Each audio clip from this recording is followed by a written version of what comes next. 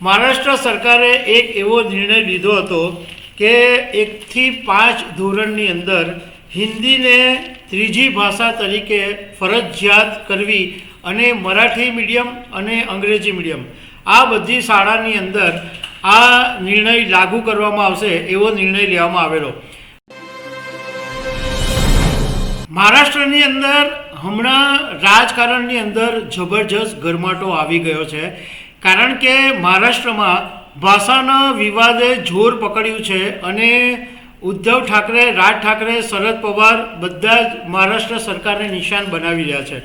મહારાષ્ટ્ર સરકારે એક એવો નિર્ણય લીધો હતો કે 1 થી 5 ધોરણની અંદર હિન્દીને ત્રીજી ભાષા તરીકે ફરજિયાત કરવી અને મરાઠી મીડિયમ અને અંગ્રેજી મીડિયમ આ બધી શાળાની અંદર આ નિર્ણય લાગુ કરવામાં આવશે એવો નિર્ણય લેવામાં આવેલો।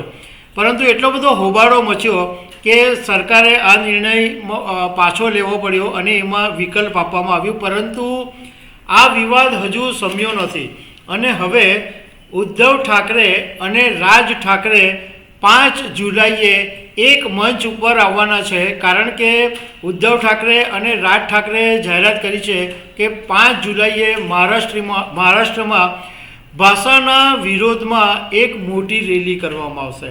તો આના વિશે તમારી સાથે વાત કરીશ। મારું નામ રાજેશ શાહ છે અને તમે જોઈ રહ્યા છો ગુજરાતના સૌથી મોટા ડિજિટલ ન્યૂઝ પ્લેટફોર્મ ખબરછે.com। મહારાષ્ટ્ર સરકારે આ વર્ષના એપ્રિલ મહિનાની અંદર જ એક એવો નિર્ણય લીધેલો કે ધોરણ 1 થી 5ની અંદર ત્રીજી ભાષા તરીકે હિન્દીને ફરજિયાત ભણાવવી પડશે। પહેલી ભાષા માતૃભાષા એમની મરાઠી, બીજી અંગ્રેજી અને ત્રીજી હિન્દી ભાષા। ત્રીજી હિન્દી ફરજિયાત ભણાવવી પડશે ત્રીજી ભાષા તરીકે। અને આ જે નિર્ણય છે એ બધી જ મરાઠી અને અંગ્રેજી માધ્યમની શાળાઓમાં લાગુ કરવામાં આવ્યો હતો, પરંતુ આ નિર્ણયનો એટલો બધો વિરોધ થયો કે મહારાષ્ટ્ર સરકારે પીછેહટ કરવી પડી અને એ નિર્ણય બદલવામાં આવ્યો અને પછી સરકારે એવું કીધું કે જે વિદ્યાર્થીઓ હિન્દી સિવાય બીજી ભારતીય ભાષાનો જો વિકલ્પ ઈચ્છતા હશે તો મેળવી શકશે। એટલે હિન્દી ત્રીજી ભાષા નહીં, પરંતુ હિન્દીને બદલે કોઈ ભારતીય ત્રીજી ભાષામાં ભણવું હોય તો એમને વિકલ્પ મળશે। હવે આમ જોવા જઈએ તો છેલ્લા ઘણા કેટલાક દિવસોથી મહારાષ્ટ્રમાં એવી ચર્ચાએ જોર પકડ્યું હતું કે ઉદ્ધવ ઠાકરે અને રાજ ઠાકરે ફરીથી ભેગા થઈ રહ્યા છે અને બંને ભાઈઓએ એવા સંકેત બી આપેલા, એવા પોઝિટિવ વાત બી કરેલી। ઉદ્ધવે બી કીધેલું કે મહારાષ્ટ્રના હિતમાં હોય તો મને વાંધો નથી। હવે થોડાક દિવસ પહેલાં ઉદ્ધવ ઠાકરેએ 6 જુલાઈએ મહારાષ્ટ્રની અંદર ભાષા વિરોધી રેલીની જાહેરાત કરેલી અને 7 જુલાઈએ રાજ ઠાકરેએ આ જ ભાષાના વિરોધમાં મહારાષ્ટ્રમાં રેલીની જાહેરાત કરેલી। પરંતુ રાજ ઠાકરેએ પછી એવું કીધેલું કે હું વિપક્ષોનો પણ સપોર્ટ લેવા માગું છું અને જો બધા વિપક્ષો સાથે જોડાય એ જરૂરી છે। પણ એ પછી એવું અન્ડરસ્ટેન્ડિંગ થયું અને રાજ ઠાકરે અને ઉદ્ધવ ઠાકરેની જે અલગ અલગ રેલી હતી એને બદલે 5 જુલાઈએ બંનેની સંયુક્ત રેલી કાઢવાનું નક્કી કરવામાં આવ્યું। એટલે મહારાષ્ટ્રની અંદર ઉદ્ધવ ઠાકરે અને રાજ ઠાકરે બંને એક મંચ ઉપર 20 વર્ષ પછી સાથે જોવા મળશે।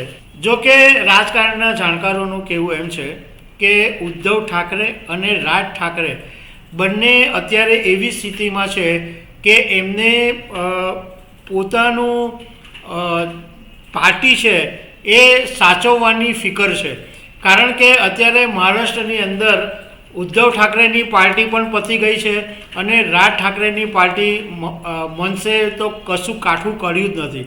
એટલે હવે જો બીએમસીની ચૂંટણીમાં કંઈક થોડું ઘણું મેળવવું હોય તો બે ભાઈઓએ સાથે આવવું જરૂરી છે।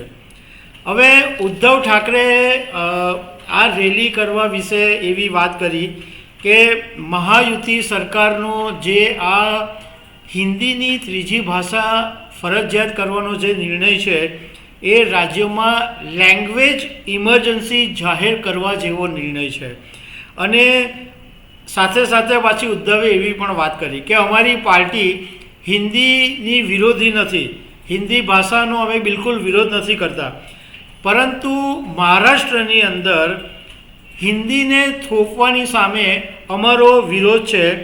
મરાઠી લોકો સારી રીતના હિન્દી જાણે છે અને સમજે છે અને બોલી પણ શકે છે, તો પછી એમના માથે હિન્દી થોપવાની શું જરૂર છે, એવી ઉદ્ધવ ઠાકરેએ વાત કરી છે.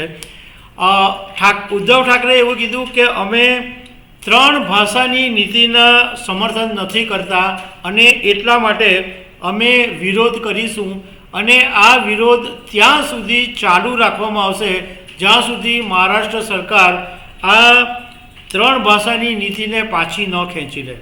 રાજ ઠાકરેએ એવું કીધું હતું કે હિન્દી લાગુ કરવાનો મહારાષ્ટ્રમાં જે નિર્ણય લેવામાં આવ્યો છે એ મહારાષ્ટ્રની અંદર નિરંકુશ શાસન લાવવાનો એક છૂપો એજન્ડા છે અને મહારાષ્ટ્રમાં મરાઠીના મહત્ત્વને ઘટાડી દેવાનું આ એક મોટું ષડયંત્ર છે. સરકારને ખબર હોવી જ જોઈએ કે મહારાષ્ટ્ર શું ઈચ્છે છે, પણ હવે આ મરાઠી સમાજના નામનો સહારો લઈ અને રાજ ઠાકરે પોતાની પાર્ટીને બચાવવાના હવાતિયા મારી રહ્યા છે. જોકે શરદ પવારે પણ ઉદ્ધવ ઠાકરેના સમર્થનમાં વાત કરી છે, પણ એમણે એવું કીધું કે ધોરણ 1 થી 5માં હિન્દીને અનિવાર્ય નહીં કરવી જોઈએ. તમારે જો હિન્દીને અનિવાર્ય કરવી જ હોય તો તમે ધોરણ 5 પછી લાગુ કરી શકો છો, કારણ કે જે 1 થી 5નું પ્રાથમિક શિક્ષણ છે એ માતૃભાષામાં જ હોવું જરૂરી છે. સાથે સાથે શરદ પવારે એમ પણ કીધું કે જો 1 થી 5માં હિન્દીને લાગુ કરાશે તો માતૃભાષા મરાઠી છે એને નજરઅંદાજ કરવાનું બંધ થશે અને એ વાત યોગ્ય નહીં હોય. તો દર્શક મિત્રો, આવી અનેક વાતો સાથે અમે તમને મળતા રહીશું. Thank you very much.